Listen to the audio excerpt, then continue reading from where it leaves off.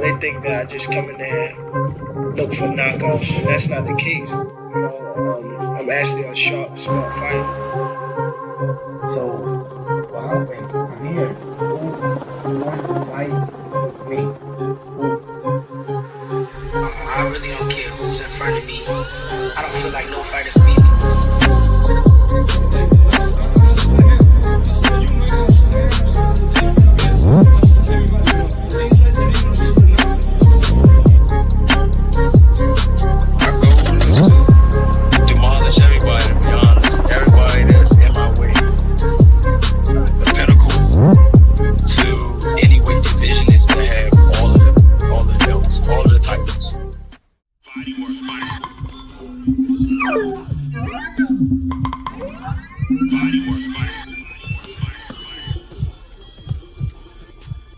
Welcome to Bodywork. Welcome back. It's Michael Rogers. Welcome to Bodywork Boxing. It feels so good to be back. How y'all doing out there?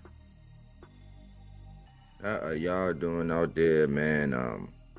Wonderful day, man, to talk boxing, man. It's always a good day to talk boxing. And I want to continue, man, you know, in my path to stay off the beaten path. And you know, just give share some light on some things, man, and go into this fight that's 72 hours away with Brian Norman Jr., the Assassin Part 2, taking on Jin Sasaki. And Brian Norman Jr. is like, I'll take a shot at Jin. You know what I'm saying? I'll take a old shot. Give me an old shot of Jin.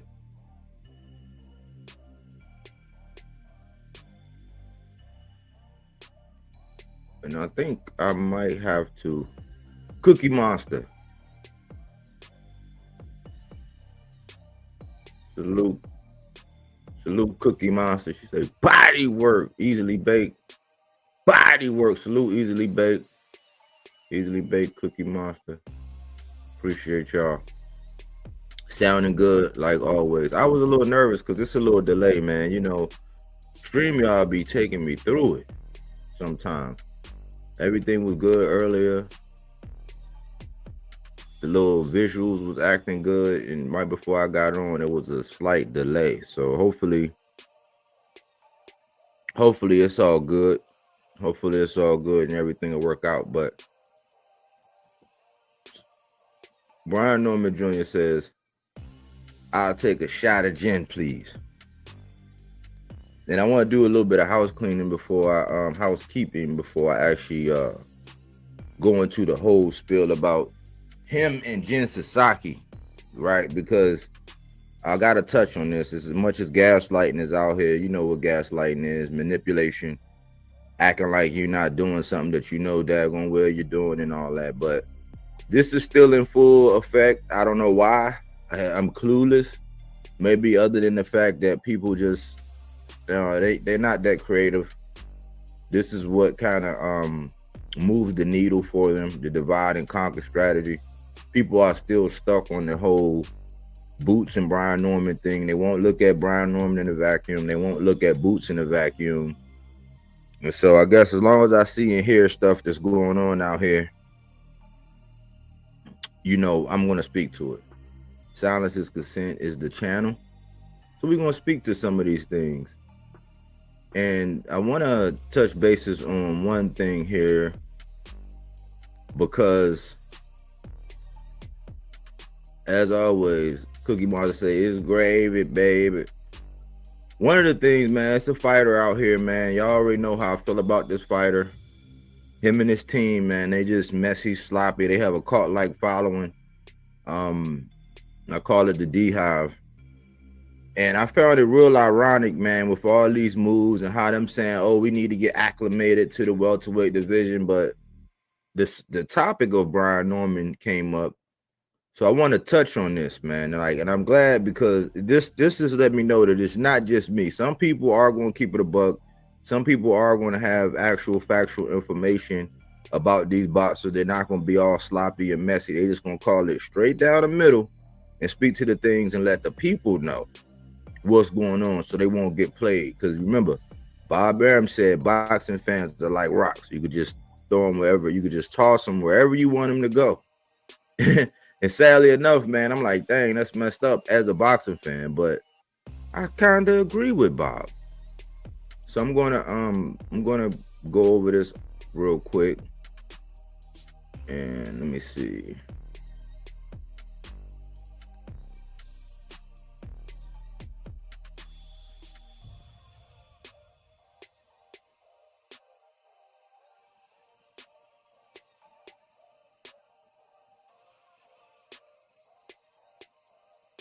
And this is it. So let me make sure.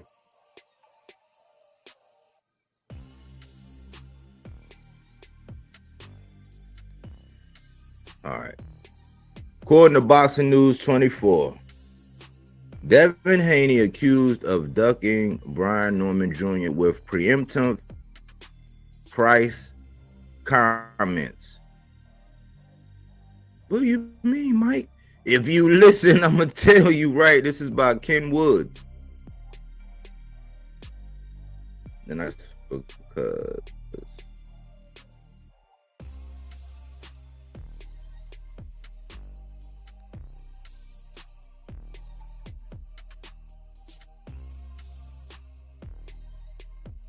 it wouldn't be appropriate.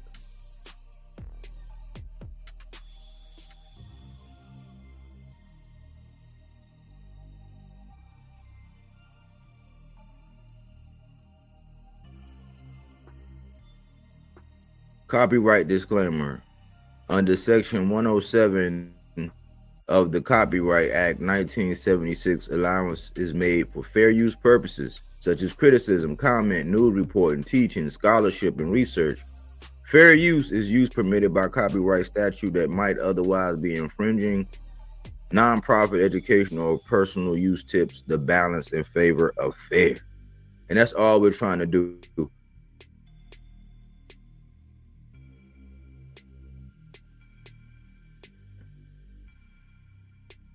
Hey, I'm gonna ask y'all something, man. Give me a second, man. This thing it's got a delay. It's driving me crazy, man. Stay right there, y'all. Stay right there. Just stay right there.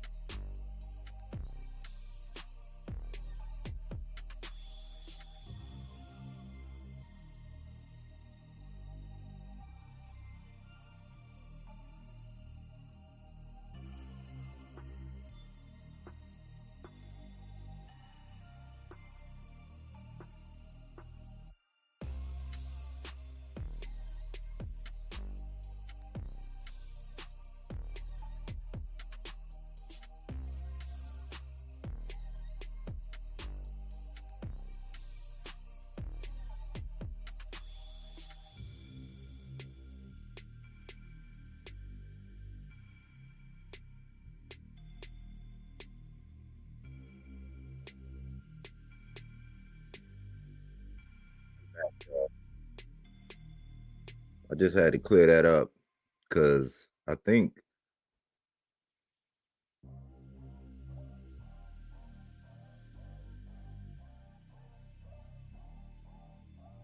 but I got AC in the building. Salute AC. Let me go ahead and get back into this. Salute, buddy.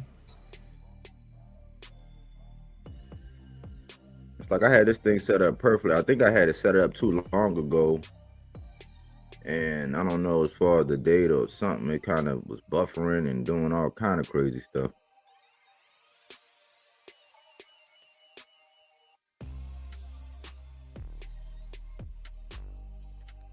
All right, but I think we good. All right, so I'm gonna get back into this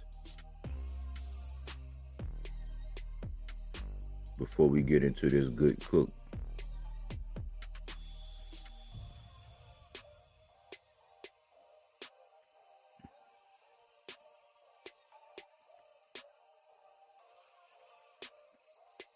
So it says Devin Haney accused of ducking Brian Norman Jr. with preemptive price comments. Got a picture of Devin in his all black smiling Chris Escada, Golden Boy, credit for the photo. The article is by Ken Woods, 6/16/2025. Fans are roasting Devin Haney on social media for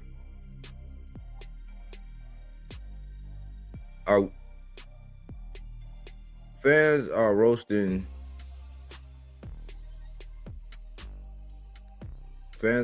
Devin Haney on social. See, this thing is crazy. Hold on, let me see. That's how you this is how StreamYard do me. This is exactly how StreamYard do me.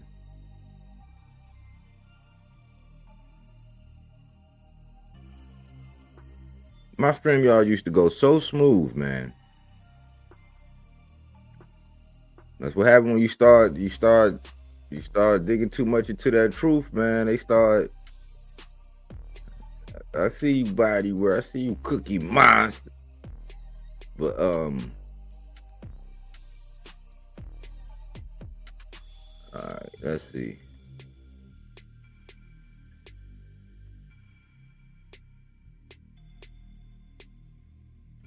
Let's see. Here we go. Devin Haney accused of ducking Brian Norman Jr. with preemptive price comments for predicting that Brian Norman Jr. will price himself out for a possible fight for his WBO welterweight title. Haney says Norman Jr. is using his name for clout to attract interest in his fight this Thursday night in Tokyo, Japan against Jin Sasaki. Fans see Haney's excuse. People see this as a way for Haney, 32-0, 15 KOs, to weasel out of fighting Norman Jr., 27-0, 21 KOs, by coming up with a preemptive excuse before any attempt at negotiations. It would be a dangerous fight for Devin if he were to take it, because Norman Jr. is young at 24 and a big puncher with Jose Ramirez that Haney defeated in his much criticized performance last May at Times Square in New York City. If this were Ryan Garcia, he would be pushing for the fight. It shows how different Haney would act if it were a fight he wanted. We just seen this with Tio and how they were pressing for Tio. Devin should fight Brian Norman Jr. because if he could get his hands on his WBO welterweight title, it would make him a 3-division world champion, and it would create more fans' interest in the rematch with King Ra. Norman Jr. hits too hard and has a reputation for being dangerous after the way he destroyed his last 2 opponents, Derek Cuevas and Giovanni Santillan. Haney's comment 140.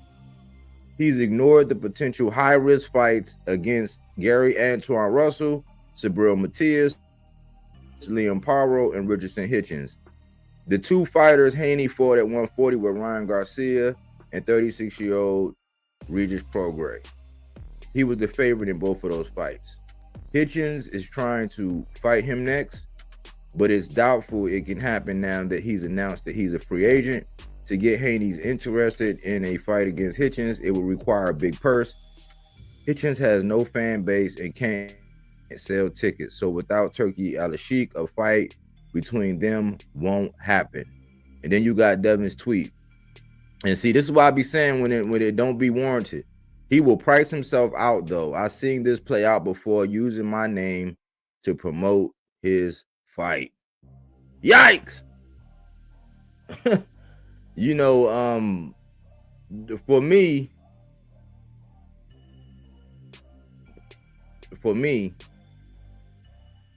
I always thought that the moniker when it came down to those guys was they say everything but let's fight. And it's kind of crazy that when Richard Hitchens came up and he say whatever he said, he called him out. Bill said everything but let's fight. The Norman Senior popped out because Bill was doing an interview today and was like, "Hey man, after this, his Boost gone, you know, we on your list. What's up?" Devin saying he's saying everything but let's fight. That he's going to price himself out.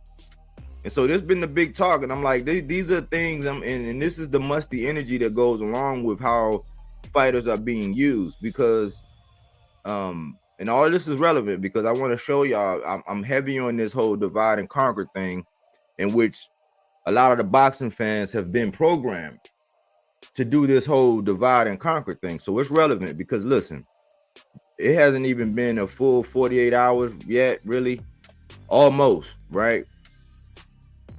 Where Richardson Hitchens put on a dominating performance against George Kambosos, and his cult, the Haney voice, are already sitting up here slandering Richardson Hitchens, saying that he's ducking Gary Antoine now.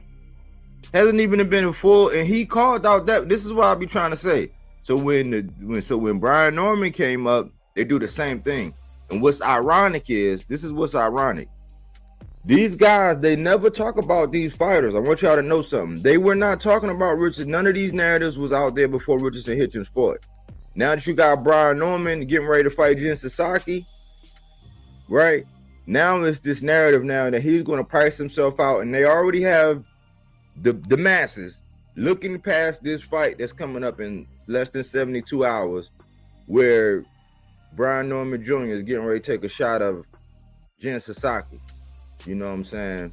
You're going to have him with flaming Jin Sasaki, you know, no rocks, just straight up, no chaser. In about 72 hours, they're already moving the goalposts. And I want y'all to peep something.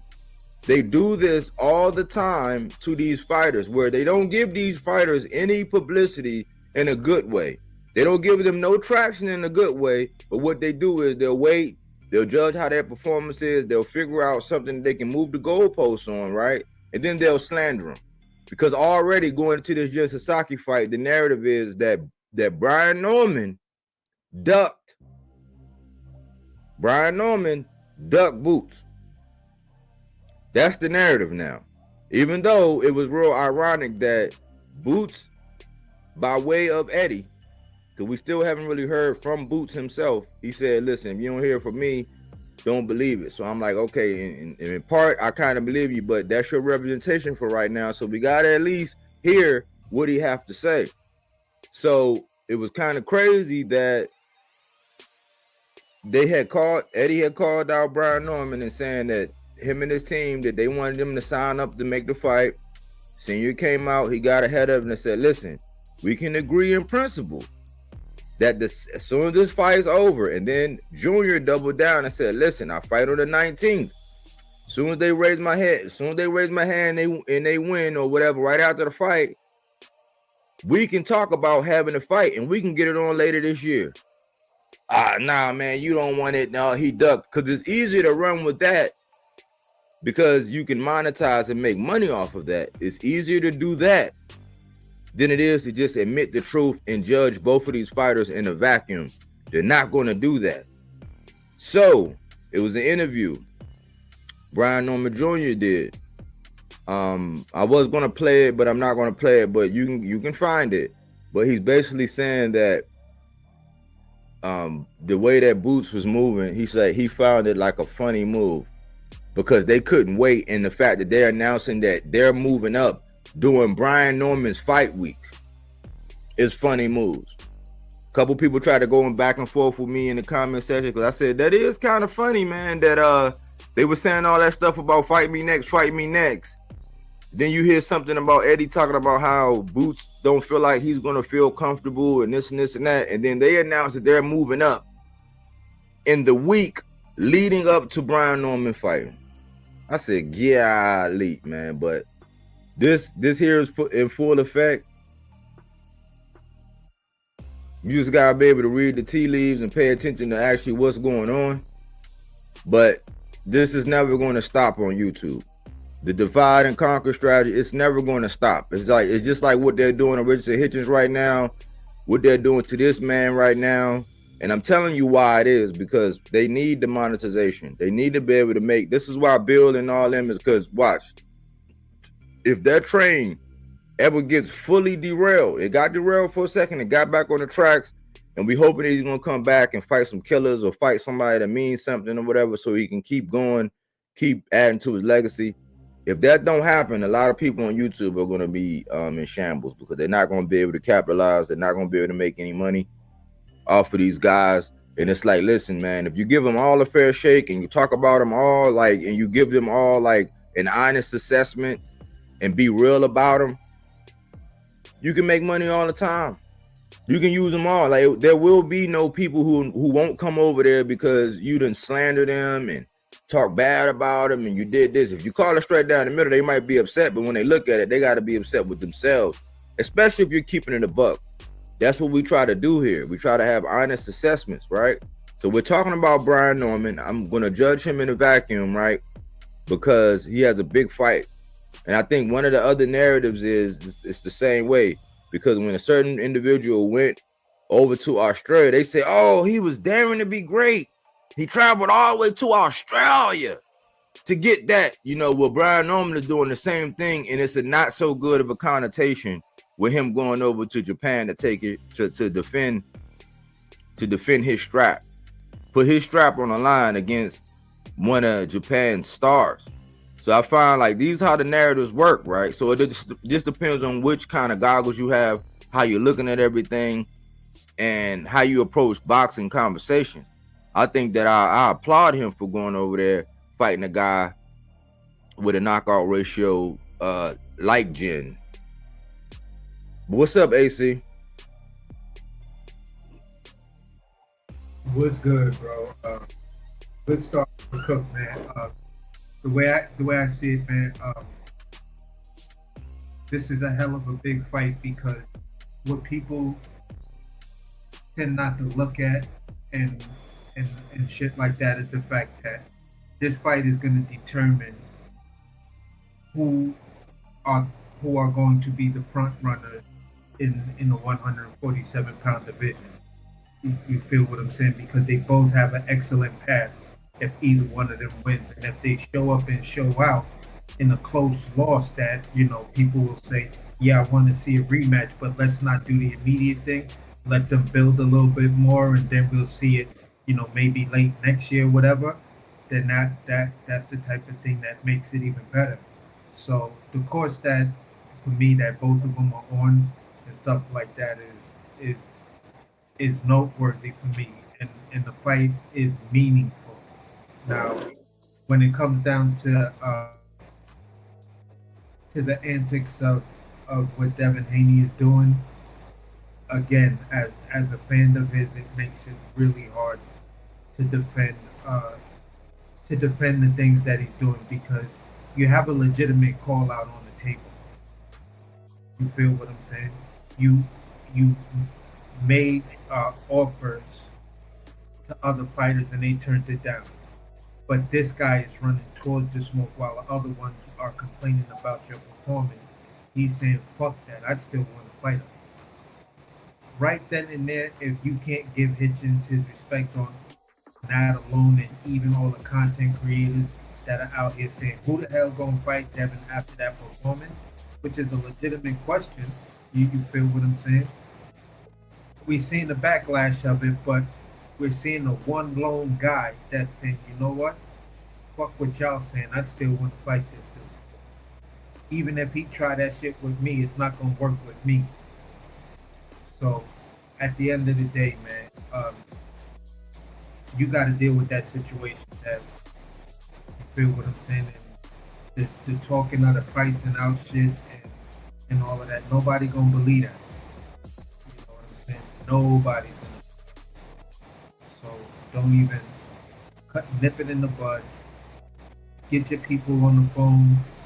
He's highly receptive of that fight. I think he'll understand that I will be the B side in that fight. But listen, let's just make the fight. No bullshit, no gimmicks, no tricks, and let's get it in. And that, anything after that is like, you bullshit, bro. I'm gonna say you ducking, you duck Hitchens, because that's the only legitimate offer out there where everybody else is running from you.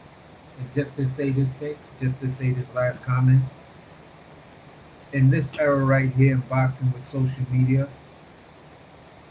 when someone gaslights you, it's hard to recover from that gaslighting. Because in this era, it's easy to tell a lie, but hard as hell to defend the truth.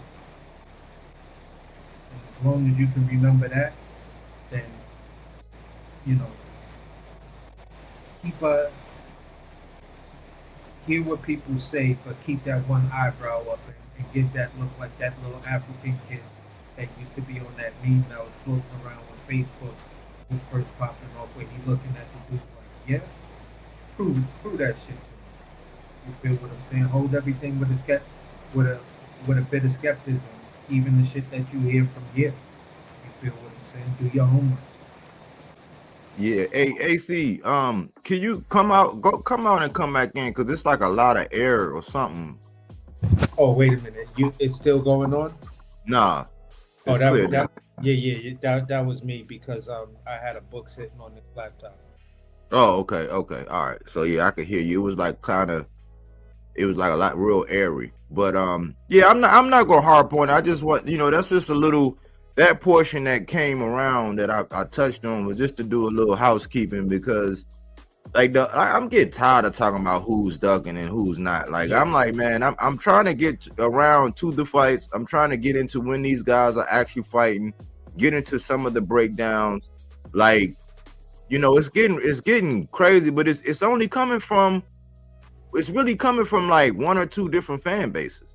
Yeah. It's like, come on, man. Everybody can't be ducking you. Everybody can't be scared of what, bro? Yeah. Like, scared of what? Like, so I don't know, especially when the clout that you would get for that scout would be so great.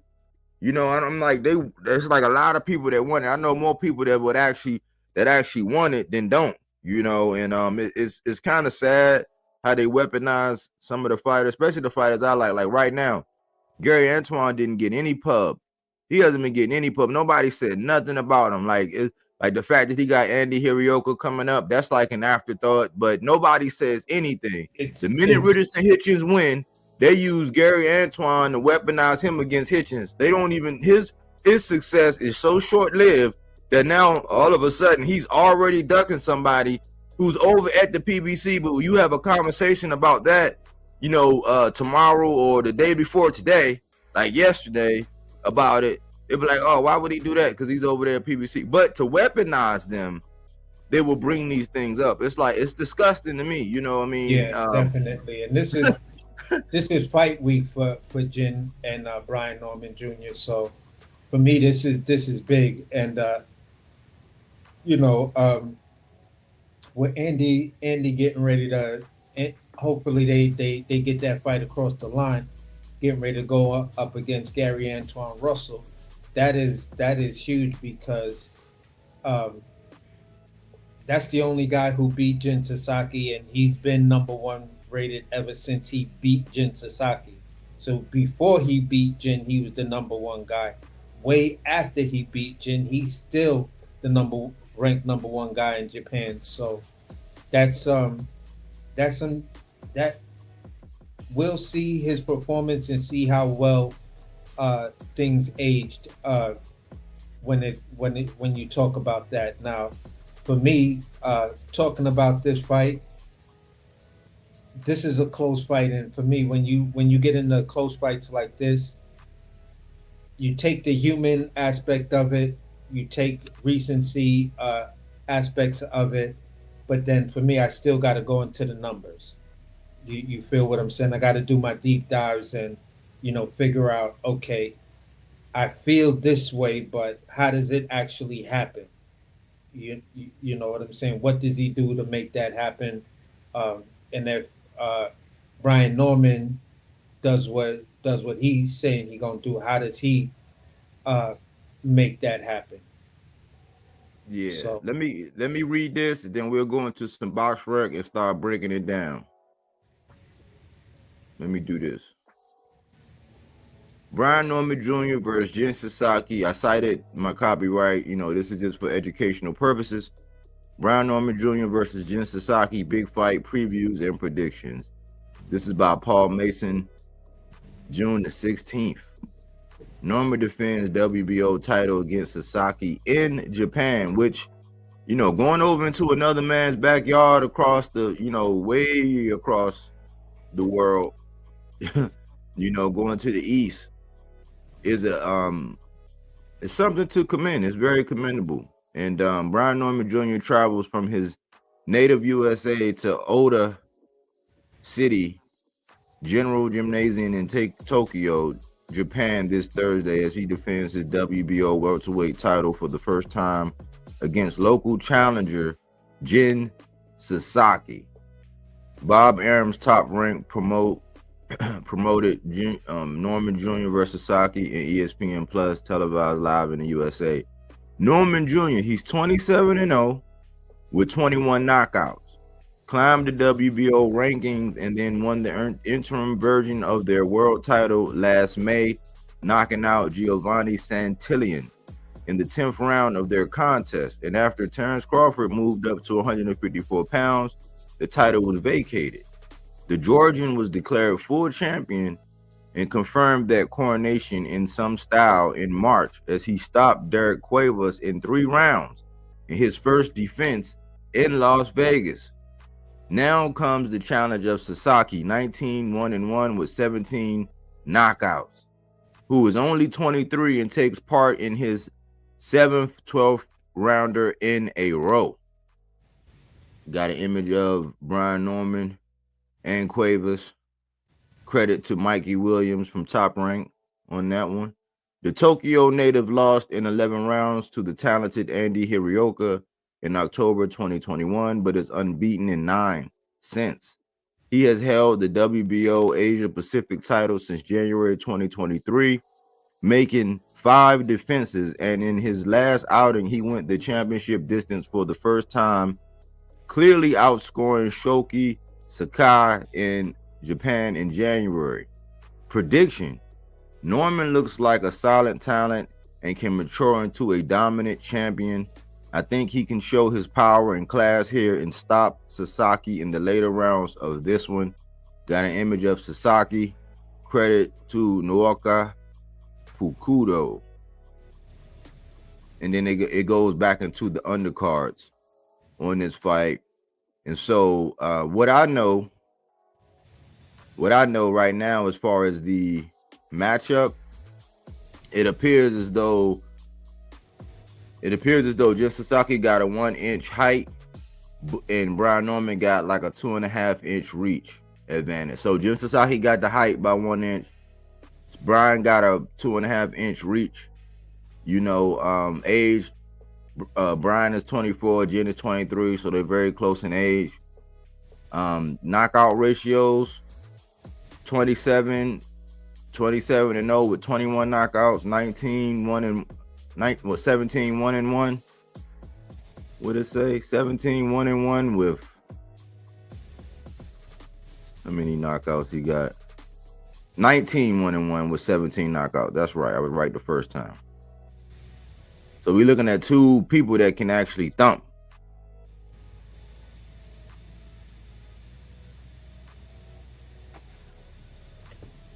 And I was doing some deep dive on Brian Norman's resume earlier, on Boxrec. Let's see. Let me ask you, did you have the same questions that I had looking at it? Like looking at some of the numbers there, even though those were fights down in Mexico, it was still like you could say you kind of did it Yeah, in the like mud going down there, but you were supposed to do that to at least those first 12 dudes that you fought. Coquet, salute Coquet. Yeah, I was looking at some of them upside down numbers, and I'm like, maybe it was, I don't know. I just know that, that's why he has so many. That's why I've reasoned that, okay, because he got a lot of fights. That's a lot of fights. Yeah.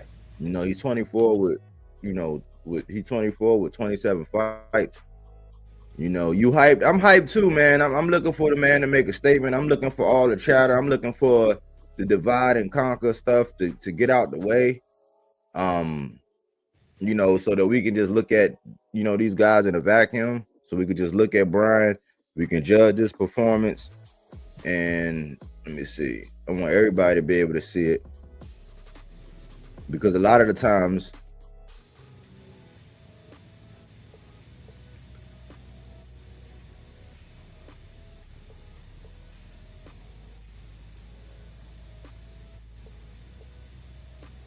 when I say, man, this guy hasn't never fought anybody with an upside down record or a losing record or something like that, it kind of goes over a lot of people's head. And some Yeah. people, they need that extra talent. They need that extra time and that extra development to get, maybe they're working on something, or maybe they a little bit more raw. You know what I'm saying? I'm thinking maybe Brown Norman was a little bit more raw, because it seemed like in the last probably about 18 months is when he actually came into his own, in my opinion. But looking at his box rec, let's look at it. He debuted in 2018.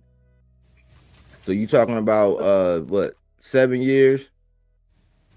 So he's 7 years in. He's went 95 rounds, got a 77.78% knockout ratio. They got him at 5'8", 72 inches. He's from Conyers, born in Decatur. Orthodox, he's the assassin too. So let's look at this resume. Let's go all the way down.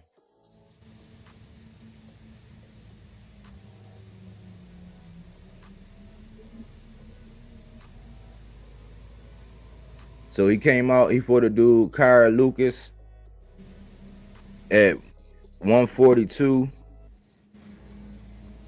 He was at 142. He did that in Houston, got a TKO, first round TKO. Luis Romero, that was his debut. He knocked him out in the first round. Came up, he got a guy that was 2-17, TKO, first round. Carlos Bacasigua, Louisiana. He made him retire on the stool. Yeah. Second round. Yeah. He was 7-68. He had a lot of fights, he took a lot of bruises, a lot of beatings, you know what I'm saying? 5-33. Got him out of there in the first round. He just wanted work at that point in time, I'm guessing. Alejandro Almeida Franco, he was 3-7, TKO in the third round. Luis Cueto Hernandez, this is all in 2018, so he was just like taking whatever he can get. Now imagine, just peep this. If you look at the frequency of these fights are like less than 45 days apart.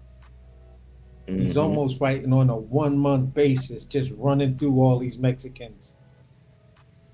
Yep, every month. Every month he's getting another one. So he got Zeus Valenzuela, 4-9. Unanimous decision. He went 4 rounds. And then he got Dario Medina Talavera, 2-13. 33-3, knocked him out in the first round. Miguel Robinson Salmeron, TKO in the first round. He was 3-7. Jesus Soto Gonzalez, he was 12-14, knocked him out in the first round. That was in December. So then again in January, 5-39 with Tanabe, first round TKO. This one says no contest, first round no contest. He was 5-1. Angelo Snow, he was 7-2. This is when he started to come on with better. That's definitely a better record. He did this in Norcross. A lot of them was down in Mexicali. And this is in Norcross, 6-6. I mean, he went to this. Well, he knocked him out in the 6th. Justino Rivera Meza, 2-30. TKO'd him in the first. Kevin Womack Jr. in Atlanta, 9-17. Got him out of there, knocked him out in the first round. Evency Dixon, 9-24. Unanimous decision with the distance. Flavio Rodriguez, he was 9-1-1. Technical decision due to the Rodriguez cut caused by accidental headbutt. So he got denied after 7 rounds due to an accidental headbutt. Juan Rodriguez, 13-7, first round KO. Benjamin Whitaker, 15-4, TKO'd him in the 5th. Augustine Morris, 7-10, TKO'd him in the 4th. Daniel Fernandez, 13-3. He did this in Atlanta. TKO'd him in the first round. Roque Augusta Junco, 10-8. Buckhead Fight Club. TKO'd him in the first. Rodrigo Damian Cora, 10-4. Unanimous decision, win the distance, 8 rounds. Jesus Antonio Perez Campos out in Stockton. So he went out to the west side, 24-4, unanimous decision. Quentin Randall, that's a name everybody know. 13-0-1, unanimous decision. And this looked like a blowout. This looked 99-91, 97-93, 99-91. Won with a unanimous decision. Then he had the fight. We just seen Boca Chica here against Tiger Johnson. Here the other day. Janelson Figueroa with Boca Chica. He was 17-2-1. No contest after 3. Both of them had cuts, and people say that he was in danger of actually losing that fight.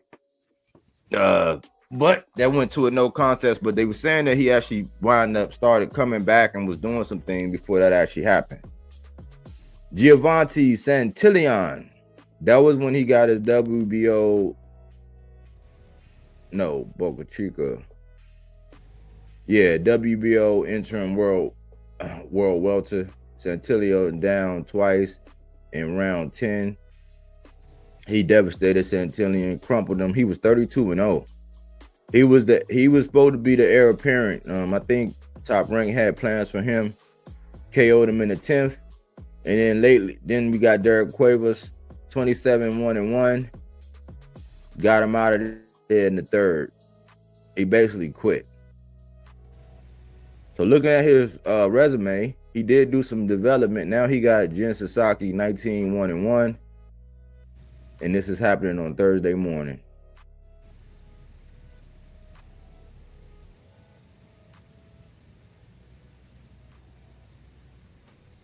Let's look at Jin.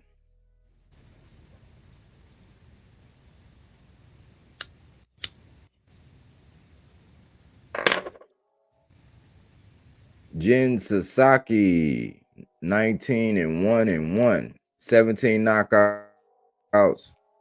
He got knocked out once. He got 87 rounds out of 21 bouts.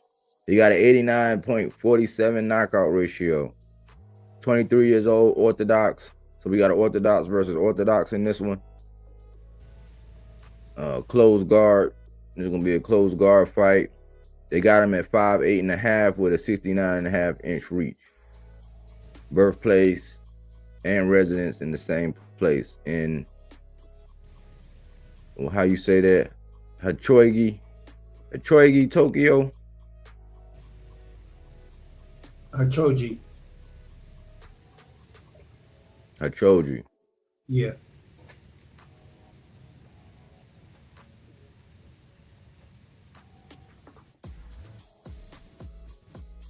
I'm guessing that's how you say that shit.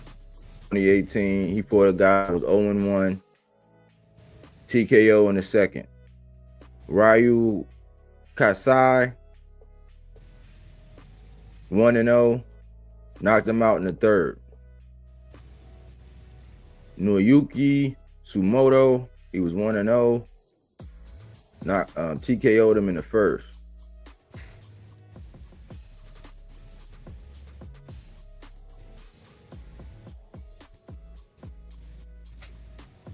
Shisak Pimpaseda, he was 0-4.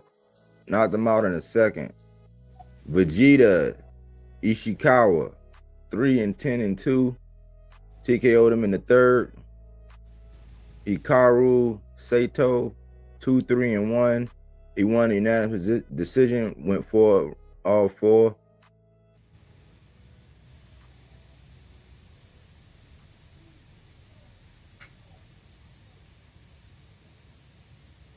Three. 5-1-1. Knocked him out in the first.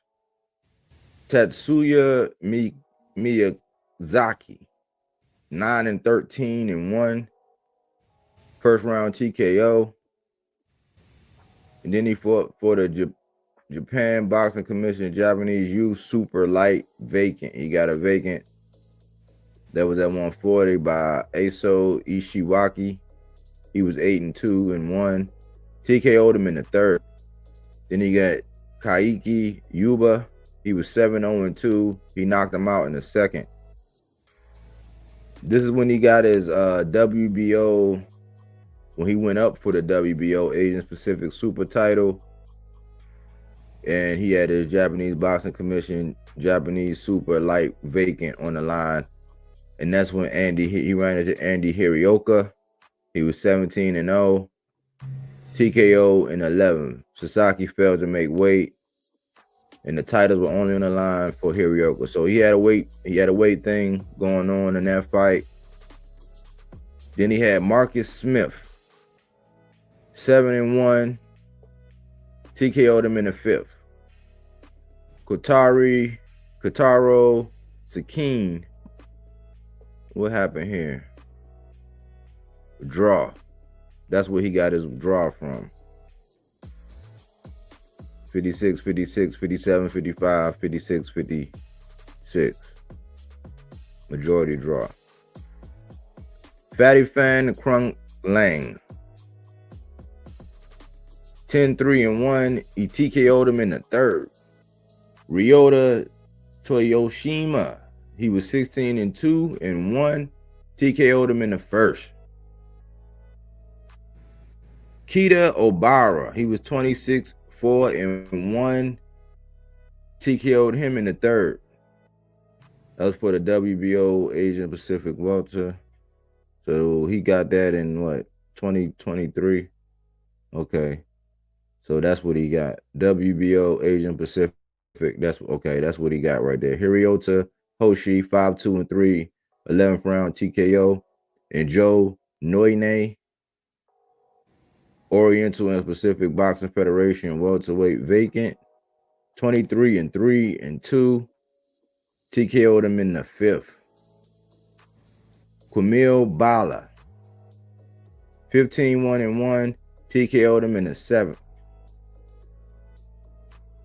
Shoki Sakai, 29-14-3. He won that fight with a unanimous decision. And now he got Brian Norman Jr., 27-0. And they fighting on Thursday. So it's looking like Jin likes that he like that TKO. He big on that TKO. Yeah, Hirioka. Good. That's the one that's gonna be fighting Gary Antoine. I heard it just got ordered. Ain't that right, Koki? Oh, that's He crazy. said Brian Norman basically Mexican. Yeah, I think Gary Antoine. I think it just got ordered between Gary Antoine for his WBA at 140. Oh, that's crazy. Ooh. Yeah, I'm just gonna put it out here like this. Can't sleep on that dude, Gary. That nigga got bricks in his hands and he could box. Mm-hmm. So even for this one. Well, go ahead, AC. No, I was gonna say even for this one right here with Jin and Brian Norman, when it came down to me looking at the resumes of So-Called and Pacheco, that's where I made my final prediction, and I said it's just I get the intensity, but if this dude fights a disciplined, smart fight, he wins. And for me, that's where I'm gonna stay 10 toes down on it. That Jin fights a disciplined fight and stays on target, because I like the fact that he brought this other little dude that's got like I don't know. This dude just got like retarded power. This little Japanese kid, little short, compact little Japanese kid, just got massive power, and he'll throw like fast, light punches and then crack the shit out you with something crazy. You feel what I'm saying? And he brought in Cormel Morton to spar with, so they're taking it serious that, you know, weighing heavily in on Jin being able to figure out something to nullify or absorb or something with Brian Norman's power. And I think once you take that aspect off the table, then it's just a matter of now making Brian Norman make that big adjustment, because I think he's going in there relying a lot on his power and saying, listen, my power is just gonna knock this dude out, because I know he ain't feel a punch like mine. From big ass American too, country boy, fresh air, you know, hog maws and chitlin eating ass dude. No. You ain't feel this kind of power. You know what I'm saying? So at the end of the day, they're trying to, in my opinion, from the way they're working and who they're bringing in to spar with, they're trying to figure out something about that power. And that's where for me, the fight is actually going to be won or lost at. It's in that power battle or those exchanges. So let me ask you something, AC. Do you buy into this thing do you think Brian Norman is chinny? No, I'm not gonna say any fighter that gets caught with a flash knockdown is chinny. He got caught with a flash knockdown. That's it. Andy Ruiz got caught with a flash knockdown and got the fuck up and beat the shit out of Anthony Joshua, who was considerably the much harder puncher. So, you know, flash knockdowns are flash knockdowns. I could see flash knockdowns in this fight. You feel what I'm saying? If anything, people could make the argument that, you know, Jin has been down at least 4 times in his career already. 3 times by one guy, and I think he went down. He might have went down twice against Andy Horoka. So it might be 5 times in his career. But that's the part that I'm not worried about, because he's already got the loss. He's already faced a draw, and he's already hit the canvas. None of that shit's gonna matter to him. That's not what's gonna be on his mind.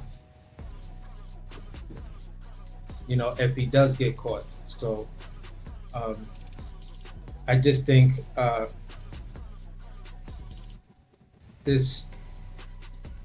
applaud Brian Norman for taking this fight and going out to Japan. You feel what I'm saying? Because you're the champ and you going into someone else's backyard for your title defense. You know what I'm saying? To whereas in that country, you're kind of like the B side. Well, you are the B side.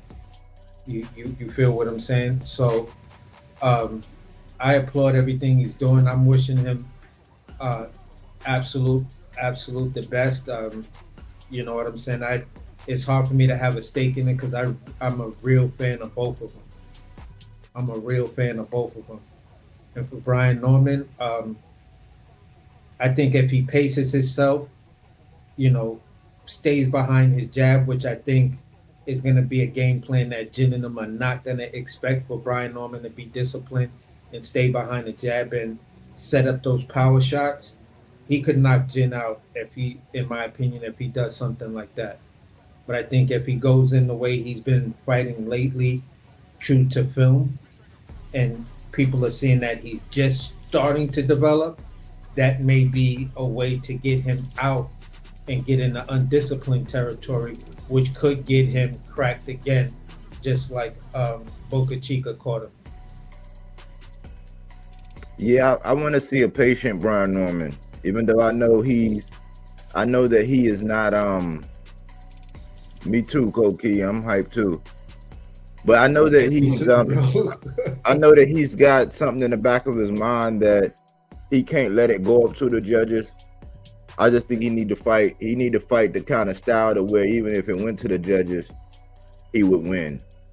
Because he got power, man. Like everybody, like you can clearly see that he got power. His jab, if he connect with that jab, it can hurt you. You know, he got a power jab. Like he's not just putting bugs on the windshield. He's putting a crack in the windshield when he hits you with that.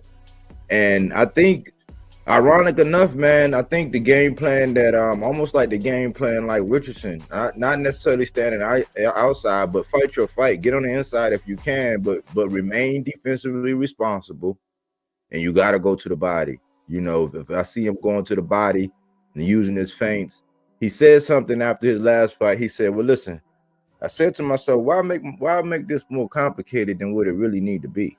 He said, "If I just take my time." You know, if I just take my time, you know, and do my thing, he said, it'll come. Yeah. He said, so I make this harder than what I need to. And yeah, this is one of the ones where Jin is going to pull the trigger. He's going to pull the trigger. You got to remain defensively responsible because, you know, he's saying he's acclimated and everything. It only took him like a day or two and you know, it was nothing but training and all that. But like, you're still in a different environment. You still gonna have a different crowd, you know, and it's nothing like looking up at the canvas like, oh, smack, you know what I'm saying, and then trying to get up and rush and all that. So I think he need to remain tactical, stay behind his jab, do his body work, and remain defensively responsible. It's probably easier said than done because I know Andy really wants to make a statement. Yeah, Jin does great body work too, bro. His double hook where he comes off the body and then goes up top. You know, I've seen him in situations do that and then do it in reverse, where he threw the hook, caught the dude took a step back, he stepped in and went right to the body. Boom! I was like, woo! And these are the type of things that made me appreciate a Jin Sasaki and things like that. And, you know, where he has to be real defensively. He has to be Jin's left hook and his straight right could be a problem for Brian Norman Jr. if he's not defensively responsible. Let me just put it that way. If he's not defensively responsible, that left hook that Jin throws, whether it's either to the body or to the head, and his straight right, he's got to look out for. So Jin, you would say Jin got power in both hands? From what I've seen Jin hurt people with shots from both hands, but he tends to finish you with that left hook. That left hook is his preferred power weapon, his go-to. But I've seen him sneak in that straight right from time to time. Who you give the hand speed to? That's I'm always going back and forth, but I think I'm gonna give the tiniest edge to Brian Norman. Who you think got the better feet?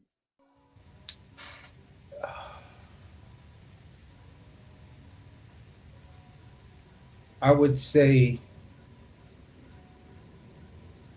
I've seen glimpses of where Brian Norman has the better feet at times, but I've seen where he's abandoned that and uh, allowed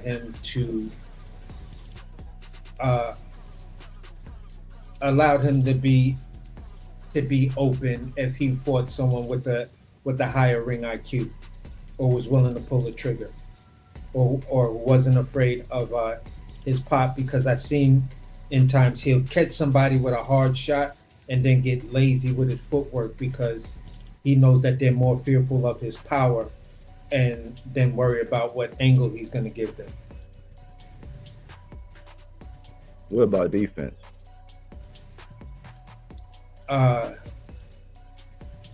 Defense,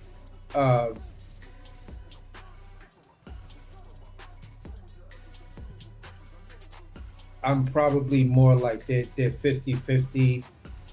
Slightest half point edge I might give to Brian Norman. Because again, you see those glimpses of where he can be, whatever. But again, once he starts to land his power shots, he then becomes undefensively responsible.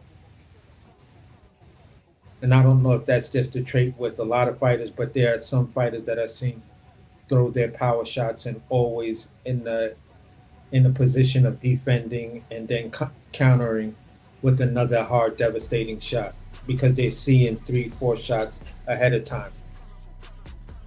Yeah, but that's just ring IQ type shit. He's still developing to me, and so is Jin. So I see the glimpses at times of both of them, and I see where they both still need more looks so they're complete. You feel what I'm saying? I'm not mad at the fight happening now, but I think to a certain degree, let's just say Jin had gotten the belt, right? He got he went for the IBF joint, right? I don't think the 10-pound rehydration would be an issue for Jin Sasaki at 147. You feel what I'm saying? Being as disciplined as he was and knowing where he made all of his mistakes going into the Andy Hiroka fight, and he accepts them and he's building on them. I don't think that would be an issue, and that they both would be able to knock off a couple of decent opponents in their prospective sanctioning bodies, and then look for that unification where we would see a bit more complete fighters. Like, yeah, this is who Jin is now. So when you see it, you know that's that Jin Sasaki fighting style, and this is what Brian Norman brings. I think it might have been just a little bit more exciting, but for where they are right now with just the potential and just the growth aspect of it, it makes it even. It's just like, yeah, because these two guys could rematch each other. We could have a trilogy with these guys as they move on. If they both can make weight, it is what it is. Now, when it comes down to being at home, you think it's going to be any hometown, home country jitters? It's a lot of pressure. Like, they're giving you, that man bringing his strap over there to your backyard. You think that might be an element in this fight, or no, easy peasy, no problem? Well, it's a little weird because from looking at the coverage that I'm looking at with it, Brian Norman is getting a hell of a lot of respect. Like, the love they giving Brian Norman over there is crazy. You feel what I'm saying? The way things happen when he gets in front of the media, it is what it is. So there's a lot of respect for Brian Norman, and I know when he comes back, he's gonna be like, man, they treated us like kings over there. Everything was what it was, and he's gonna probably tell people, I have no issues going back to Japan to ever fight again and do business with the Japanese. You feel what I'm saying? So I'm pretty much sure he's gonna say that. the part that concerns me, and I know it concerns him as well, if the fight is really, really close, like you're nitpicking at rounds to see who did what. You feel what I'm saying? At least between the judges and things like that. We're looking at a situation to whereas over here we like Brian Norman, but over there you gotta accept he's the B side. You feel what I'm saying? So if you talking where everybody's like, yo, we're in this little thing where A sides are getting these decisions and shit like that, then you could easily be looking at an A side decision right there. Yeah, it's kind of it's like the Normans. They seem extremely comfortable. They seem. Are they too comfortable? I'm not sure. And then I seen the interview with Senior, and they asked him about the him getting acclimated and stuff like that. He said he wasn't worried about that. They got that under control. And they also asked him about the stacking of the gloves, because they do that over there. They allow that over there. So I don't know if that'll be something. Because he said he didn't, Brian Norman hasn't fought like that with the stacking of the gloves. He's like, but if they stack, we're gonna stack. So he's really treating it like how they say both fighters gotta go through this, both fighters gotta go through that. And so if they able to do that, then we able to do this.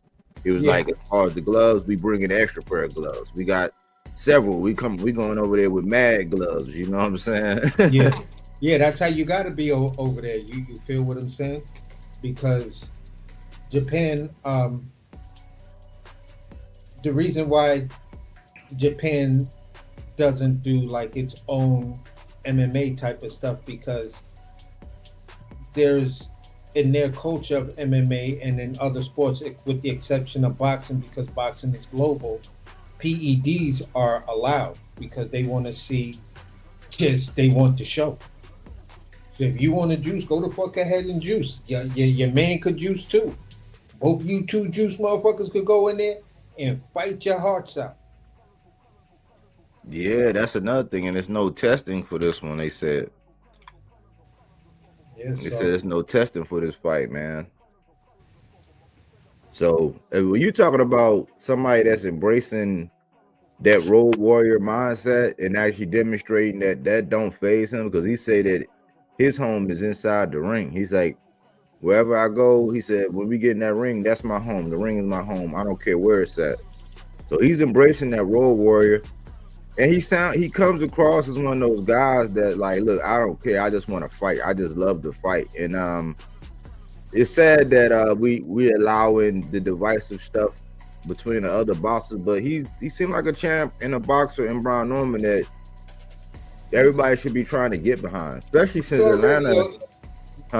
For me, he's already a people's champ. You feel what I'm saying? He has all the traits, the mannerisms, and everything that says, once you see him, you're like, yeah, that's my champ. I'm behind that champ right there. You feel what I'm saying? As far as the like I was joking about it last night, but there is a grain of seriousness to it. When we talk about the I-95 champions, yeah, I got my two right now. You feel what I'm saying? I got, there's two questions, but I definitely got my two mains right now. Brian Norman is one of them, and Hitchens is one of them. You feel what I'm saying? Boots and Shakur, still want to see a little bit more from you guys, but I do have mad love for y'all. You feel what I'm saying? But my two stakes where I'm like, yeah, the bread is right, and I actually have the time on my hands. You feel me? Y'all dudes fight somewhere that I could get to. I'm going. You feel what I'm saying? Because I just want to be in the room and feel that energy of when you're walking down the ring, and I mean you're doing your ring walk and everything, and I want to hear what it sounds like when one of your punches connect. Mm-hmm. You feel what I'm saying? So um, that's how it is for me. And I feel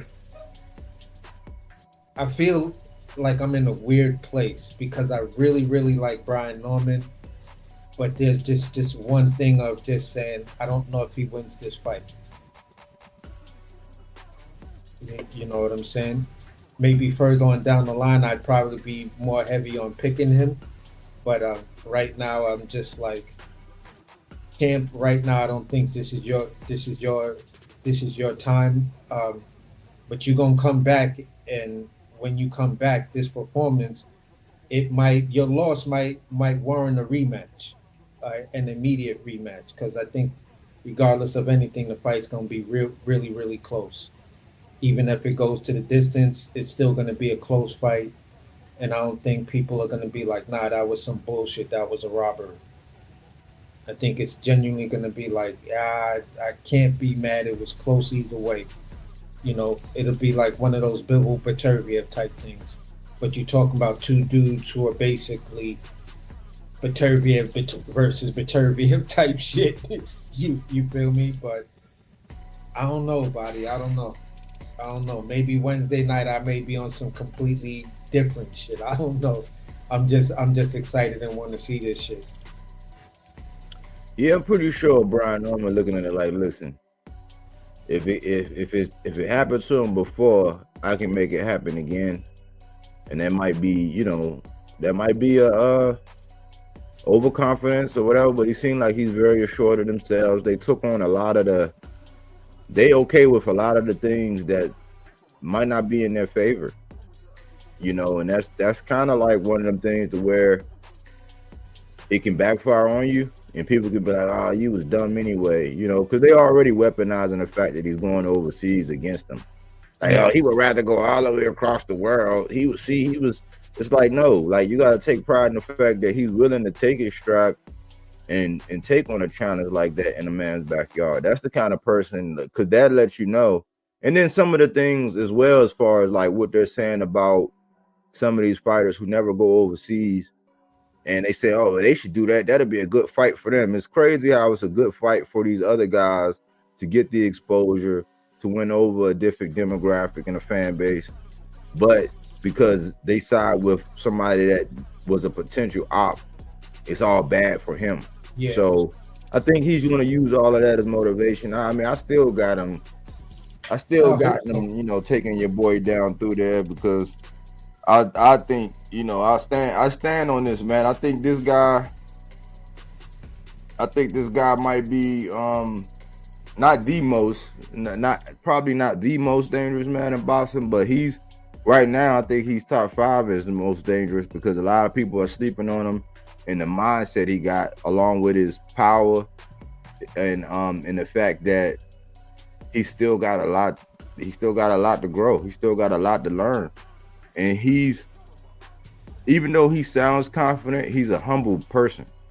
Yeah. You know what I'm saying? He's not he speaks with humility, even though he got a swag about him to say I'm not scared of anything, but he got a lot of the, like what you say, the intangibles of a good champ. So yeah, I think that he secretly inherited the division now, because there's a lot of funny moves around the dude, man. We talked about this a while ago. A lot of people moving funny, man. So for Jin to be like, hey, to have a letter, to go up and, see him, give him respect and say, listen, I would love to fight you, and, this and this, to get that man to just do, very noble gesture on Jin. So I hope Jin go in there and give a good fight, man, and may the best man win. I just got Brian, though, Yeah, it's all good, bro. It's all good. That's why I don't be, trying to go extra hard with people, because there are moments I got Brian, and then there are moments I got Jin.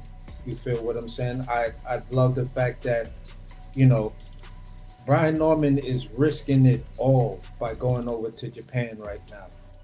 And you gotta be, whether you got him winning a fight or losing a fight, or you saying he ain't shit or whatever, he was never whatever, he got lucky. Don't matter, bro. This is what you're supposed to do when you want to call yourself a world champion. Absolutely. A lot of the young champs should learn from this, man. A lot of the Yeah, young champs, yeah, you know. and him going over there into those dangerous waters. You feel what I'm saying? Inside of a hostile crowd, because at the end of the day, the majority of the crowd, 98, percent of the crowd is there for, or 99% of the crowd is there for Jin Sasaki. That 1% is there for you. You feel what I'm saying? If you can silence that 99 and have that 1%, uh, you know, be extra loud, and you turn that crowd like that, bro, by silencing Jin Sasaki, bro, all the 147-pound division is yours for the taking. You feel what I'm saying? I mean, for me, immediately, what I would be trying to do if I was Brian Norman right after that victory, I'd be screaming at um, I forgot his name, but he's over at he's the guy sitting there at 140. Fuck is his name again? Whoa. He got a belt. Nah, he was supposed to have the belt. Now it's a real. Okay, so I guess they just must have updated this because yeah, that's crazy work right there. All right. I'm looking at, my bad. I'm looking at the wrong weight class. Lewis Crocker. I'd be trying to make a fight with Lewis Crocker for that vacant IBF, and that's another fight where I'm gonna go over to the UK to fight Lewis Crocker, or Ireland. I'm gonna go to Ireland to fight Lewis Crocker. Have a big fight in Ireland. You want him to go by collecting everybody fans up. Yeah, yeah, because that's how you do it. So when you come back here, you got global leverage. You feel what I'm saying? Can't nobody can deny. Nobody can't deny. You feel what I'm saying? It's like, yeah, I told y'all who I was. I'm doing things that the former guy, the former unified champion, didn't do. So yeah, I went over to Japan. I had my first title defense. You know what I'm saying? Came back with my strap, made this fight with Lewis Crocker for this vacant belt. Gave the number one contender his shot at a belt and shit like that. And we did it in his hometown to big it up. Yeah, I mean, with the landscape of boxing today and how they treat these guys, I would want to see him come back, do a voluntary, and get a fight at home in Atlanta and see what his drawing power is, because it's crazy how they try to trick these guys out their spot. Like it's like, it's a lot of name brand whores out here. It's a lot of people that just name brand. They don't care. They don't respect nothing. It's like, just like looking at Richard Hitchens, how they just did him, and when we go through his resume, like I told him, like with him never having fought somebody with no kind of upside down, where he nut some of them guys that the assassin got, Hitchens didn't even touch him. He been nothing but, they was either even or they was, had a dominant in the win column type record. And the dude still don't get no respect. But this is how they do them. This is why I'm starting to realize, when I can look at your moves and I can justify your moves and how you're building your brand, I don't blame you when you don't give some people time of day, because they're just waiting to trick people out of their spot. I hope they don't do this with Brian Norman. He shouldn't be on the Errol Spence plan, where Errol Spence had to go and pick up all the straps or do all the heavy lifting, and people could just like pretty much bird dog him and pick him off, or he's expected to go beat up the Boogeyman and King Kong and all them, while everybody else just sit back and wait, and there's no pressure. Like you get to pick Egyptian Egyptian caterpillar silk and cotton for these guys as opponents, and he's expected to do all these things. So I would like to see him go back home and see what his drawing power is on a voluntary. Let everything level out, see who's really wanting to fight tough competition, who's really just, blabbing off at the mouth, and then continue his killing spree. That's what I would like. I hope he do good in this fight. So my question to you then is, do you think it would be better if he just didn't try to get a unification fight before a voluntary? Because you can kind of, this was mandated, but it's almost like a mandated voluntary, because once Brian Norman got his strap and Jin did what he did, it was like there was this undercurrent that kind of said, yo, I would like to see that fight. That fight could be made, and then the fight was made. So it's like a voluntary. Would this be a voluntary? And then he unify and then go for another voluntary, or like, what's your path? Is basically, well, if it comes down to a voluntary, a unification, then you'll be having to look at somebody, whoever come out of that Manny Pacquiao and Mario Barrios. You definitely got to take that. You got to take that one. But the way the media and the way the powers that be are going to try to work it, if he don't win over some people after this fight, is that he's going to be expected to take the short end of the stick, and to give over all of his, all of the prestige he got, to take a low end number just because these other guys got names. Even though his rise and his dissension, you can already look at it. It's a little bit different. Because of what he had to do. He's been a road warrior. The only one you can really say is Mario Barrios. And Mario Barrios, he fought Tank, he fought Keith Thurman, he fought Ugas. He kind of been through the ringer a little bit. But when you look at, the way you talk about your guy, you say he cleaned up. He didn't clear out, but he cleaned up. That's the best verbiage I've ever heard describe it. But when you look at it, he didn't go through the ringer. But in the conversation with him and Brian Norman is just expected to shut up and just take the opportunity. Like, what opportunity is he giving? And the guy don't have anything right now. But he didn't go through the ringer. You know what I'm saying? Like, so I'm just looking at it kind of different now. So he got to take the unification, but I wouldn't even rush for it. Like, with Boots being out the way, like if Boots stayed and said, let's get it, you would have to do that, because you wasn't going to get, we already knew Boots was on the clock.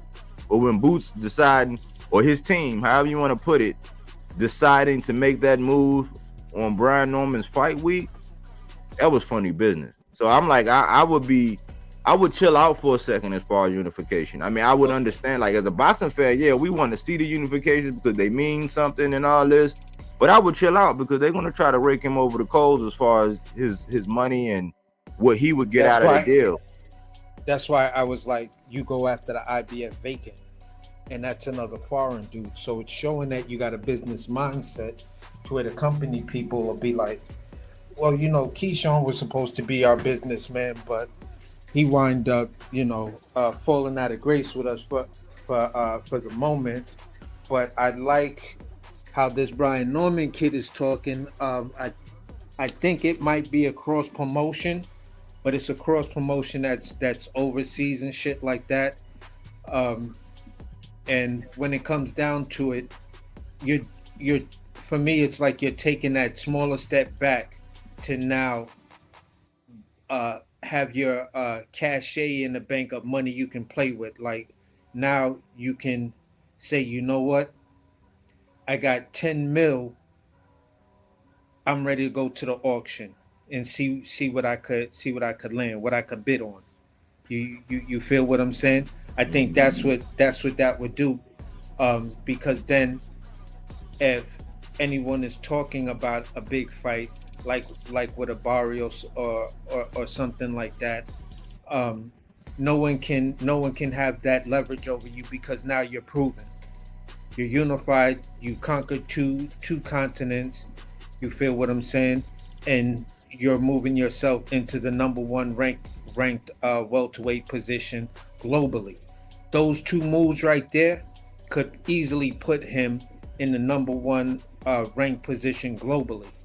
So then now nobody can come to you with that bullshit because you'll be number one ranked in the U.S. and you'll be number one ranked globally. Yeah, yeah, we'll see because I truly believe that Eddie and them got a plan, and some of that is dictated by the promotional companies and their affiliations with those belts. So we'll see how that works out. I just think that they say attitude predicts altitude, and right now I think the biggest thing for him is to perform on Thursday. Yeah. And if he gets that star power, he might shift some of the politics to say, hey man, we got to put some more respect on this guy's name and give him a shot, because if he pull this off and do it in devastating fashion, he's gonna come back a star. Like they're gonna say, oh, he's gonna be a star. His stock is gonna rise. And I think that's, I'm not ashamed to say it, but I think that's what Eddie and them saw. They were like, oh well, before he wouldn't accept the low ball, the price is gonna go up, the cachet is gonna go up, the terms are gonna be different, because now I done showed something else. So they like, well, let's just get out in front of it and do this. And in a roundabout way, they tried to smear the man. But if you go out there and show up and show out, their plans would have backfired, So he got everything riding on him right now. He just need to stay focused and perform, and come out on top of this. And I think the sky might be the limit for him. Yeah, I think the sky would be the limit for him if, even if my guy won, Jin won, I don't know if he gets the big push like a Brian Norman, because you're still globally, there's going to be that language barrier and things like that, and you'll be a rising star that's coming out of this small island and things like that. I think if he was to win, and let's say Manny Pacquiao got that fight, Jin Sasaki versus Manny Pacquiao would be that fight that makes Jin Sasaki that guy at 47 that could move him,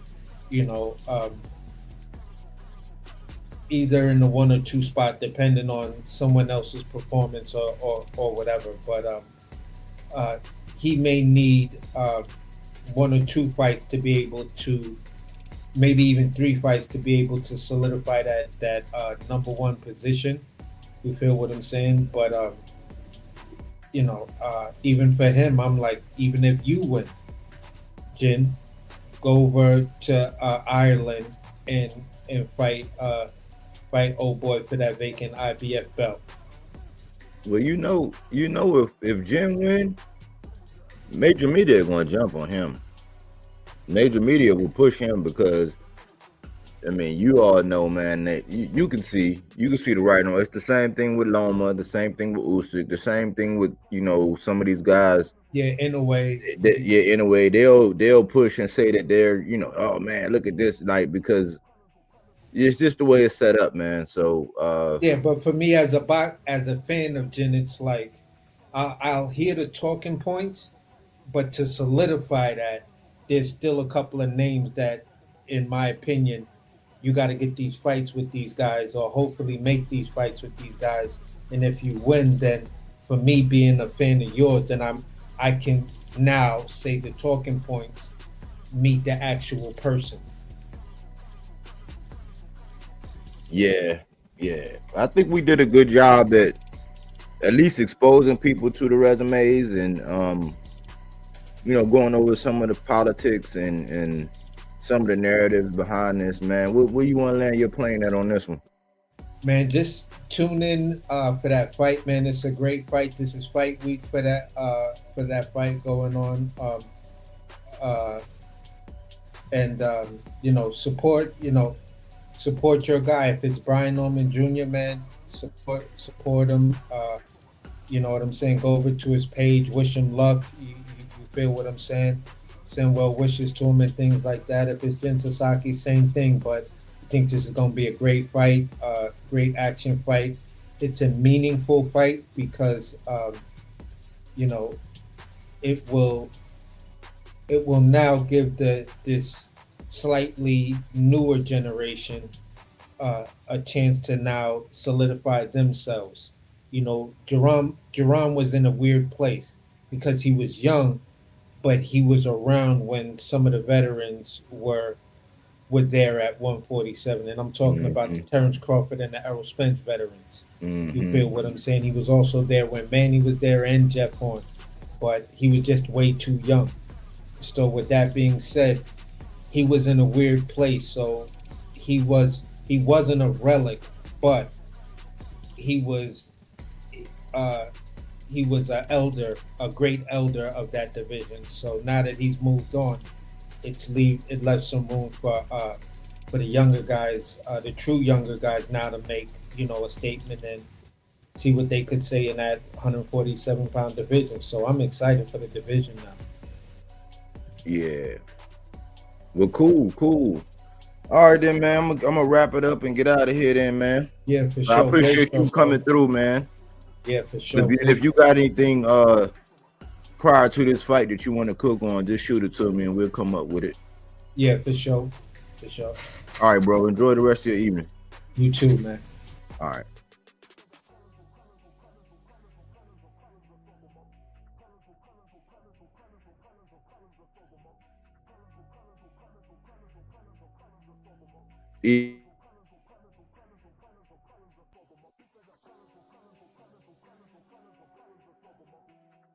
So you probably looking around.